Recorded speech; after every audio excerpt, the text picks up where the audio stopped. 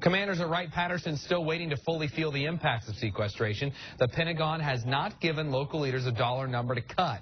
Commanders are planning for a 10 to 15% reduction. They're looking to reduce hours at base facilities and furlough civilian employees.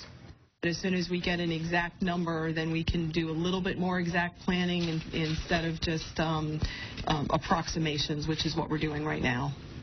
The Pentagon is expected to send down a more exact number next week. Whatever the exact number, it will hurt the Miami Valley. Civilian employees at Wright Pat are looking at 22 furlough days. That's a 20% pay cut for the next 7 months. Congressional staffers estimate that will equal a loss of $40 million in wages and tax revenue for the Miami Valley. Local workers and businesses are bracing for tough times.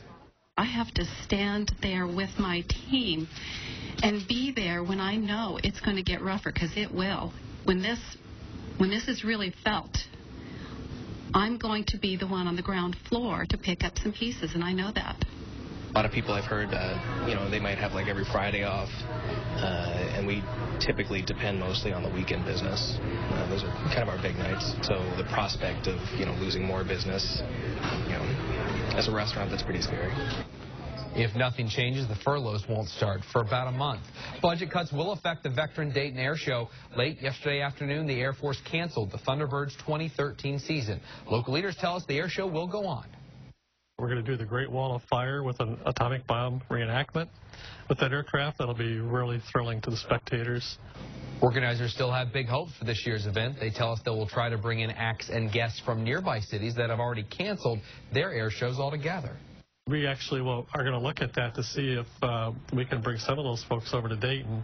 We actually have calls from Indianapolis asking us if we are going to continue our show, and they'd like to come over. The Dayton Air Show is June 22nd and 23rd. An air show without a jet act is not new. In 2008, the air show didn't have one. Attendance dipped slightly. Base commanders still not sure if this will cause problems for this summer's Freedom's Call tattoo. Leaders have until mid-April to make a decision on that free event that invites the public out for a night of music, aircraft flybys, and fireworks. Once the Pentagon says how much to cut, local leaders will figure out if tattoo is on the chopping block.